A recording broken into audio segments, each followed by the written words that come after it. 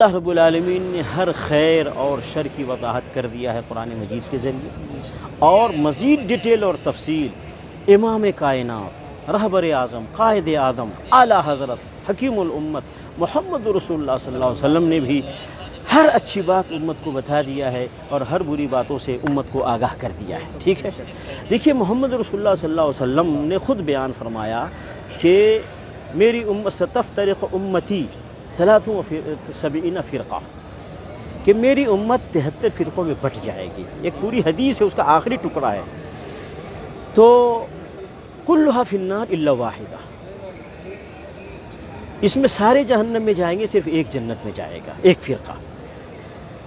تو خود نبی علیہ السلام نے اس کو کلیئر کر دیا کہ جنت میں جانے والا فرقہ کون سا ہے، جہنم میں جانے والا فرقہ خود ہی معلوم ہو جائے گا۔ جب ایک فرقے کے بارے میں بتا دیا جائے کہ یہ جنتی فرقہ ہے، تو باقی کے بارے میں خود ہی کلیئر ہو جائے گا کہ یہ باقی جہنمی ہے، جنتی نہیں ہے۔ تو خود نبی صلی اللہ علیہ وسلم نے اپنی امت کو پورے اجالے میں چھوڑ کر گئے ہیں، کوئی اندھیرا نہیں اس دین میں، پورا مکمل رہنمائی کر کے گئے ہیں محمد صلی اللہ علیہ وسلم۔ ہم اسی لیے کسی اور کو رہنما اور رہبر نہیں مانتے محمد رسول اللہ کے علاوہ۔ تو محمد رسول اللہ صلی اللہ علیہ وسلم نے رہبری کر دی اور فرمایا کہ جنتی فرقہ وہ ہے ما انا علیہ و اصحابی، جس طریقے پر میں ہوں اور میرے صحابہ ہیں، جس طریقے پر میں ہوں اور میرے صحابہ، وہ جنتی فرقہ ہے۔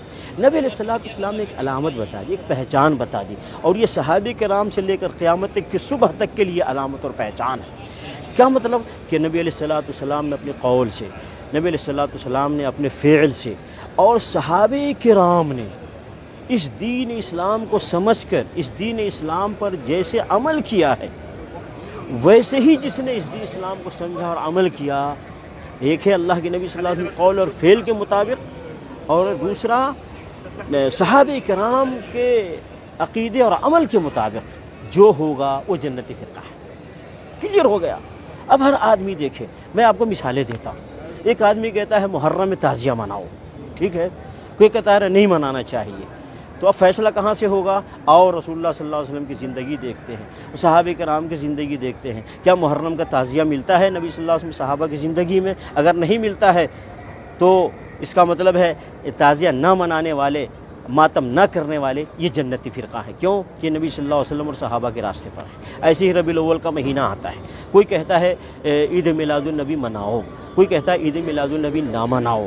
تو ہم جائیں گے، دیکھیں گے رسول اللہ صلی اللہ علیہ وسلم کی زندگی کو، صحابہ کرام کی زندگی کو، تو ہم دیکھتے ہیں کہ نبی صلی اللہ علیہ وسلم نے، صحابہ کرام نے عید میلاد النبی نہیں منایا۔ اس کا مطلب نہ منانے والے یہ نبی صلی اللہ علیہ وسلم کے طریقے پر بھی ہیں، صحابہ کرام کے طریقے پر بھی ہیں، تو یہ جنتی فرقہ ہے۔ اسی طریقے سے کوئی کہتا ہے کہ اولیاء کی مزار پر بلڈنگ بناؤ، اسی طریقے سے گنبد بناؤ، چادر چڑھاؤ، پھول چڑھاؤ، سجادہ نشین رکھو، اور اسی طریقے مجاور رکھو، اور اسی طریقے سے عرس مناؤ، اور ایک گروپ کہتا ہے نہیں یہ سارے کام مت کرو۔ تو ہم دیکھیں گے نبی علیہ السلام کی زندگی کو کہ نبی علیہ السلام کی زندگی میں کیا تھا۔ کیا نبی علیہ السلام کی زندگی میں کسی قبر پہ گنبد بنایا گیا، کسی قبر پہ بلڈنگ بنائی گئی، چادر چڑھایا گیا، پھول چڑھایا گیا، مجاور رکھا گیا، اور اسی طریقے سے سجادہ نشین وہاں مقرر کیے گئے؟ اگر نہیں کیے گئے تو جو آج نہیں کرتے ہیں یہ سارے کام، وہ نبی صلی اللہ علیہ وسلم کے طریقے پر ہیں، صحابہ کرام کے طریقے پر ہیں، اور یہ جنتی فرقہ ہے۔ ایسے ہی کوئی آدمی آج کہتا ہے یہ غوث اعظم شیخ عبد القادر جیلانی غوث اعظم ہے، یا کوئی کہتا ہے یہ فلاں ولی غریب نواز ہے، فلاں ولی بندہ نواز ہے، فلاں نبی گنج بخش ہے، فلاں نبی داتا ہے، فلاں نبی مشکل کشا ہے، حاجت روا ہے، کوئی کہتا ہے، ٹھیک ہے، اور کوئی کہتا ہے وہ سب نہیں ہے۔ تو جو کہتا ہے کہ اللہ کے علاوہ کوئی غوث اعظم نہیں، کوئی غریب نواز نہیں، کوئی بندہ نواز نہیں، کوئی داتا نہیں، کوئی گنج بخش نہیں، کوئی مشکل کشا نہیں، تو یہ نبی صلی اللہ علیہ وسلم کے طریقے پر ہیں اور صحابہ کرام کے طریقے پر ہیں، تو یہ جنتی فرقہ ہے۔ تو کلیئر ہے، نبی صلی اللہ علیہ وسلم نے علامت بتا دی، جو نبی صلی اللہ علیہ وسلم کے طریقے پہ ہوگا، صحابہ کرام کے طریقے پہ ہوگا، وہ جنتی فرقہ ہے، جو ان سے ہٹے گا وہ جہنمی فرقہ ہے۔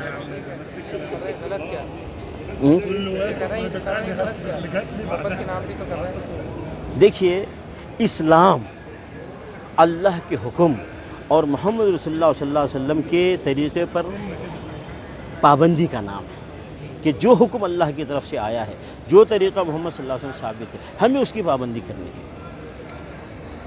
اور جو حکم نہیں ہے اللہ کی طرف سے، جو ثابت نہیں رسول اللہ صلی اللہ علیہ وسلم کی طرف سے، وہ ہمیں نہیں کرنا ہے، چاہے وہ کتنا ہی وہ عمل کتنا ہی اچھا لگے۔ میں ایک مثال دیتا ہوں، ایک مؤذن اذان دیتا ہے، اللہ اکبر لا الہ الا اللہ کہہ کے اذان مکمل کر لیتا ہے نا، اور ایسے ہی اقامت میں اللہ اکبر لا الہ الا اللہ کہہ کر کے اقامت مکمل کر لیتا ہے، ٹھیک ہے۔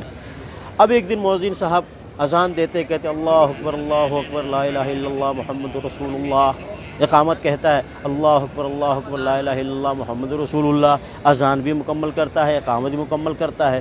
کیا خیال ہے یہ مؤذن صحیح ہے یا غلط ہے؟ کیوں غلط ہے؟ اس نے اچھا ہی تو کیا ہے، برا کیا کیا؟ ہاں، اسی پوائنٹ کو سامنے رکھنا ہے کہ دیکھنے میں کوئی بھی عمل کتنا ہی اچھا لگے، اگر وہ محمد رسول اللہ صلی اللہ علیہ وسلم سے ثابت نہیں ہے وہ عمل برا ہو جائے گا۔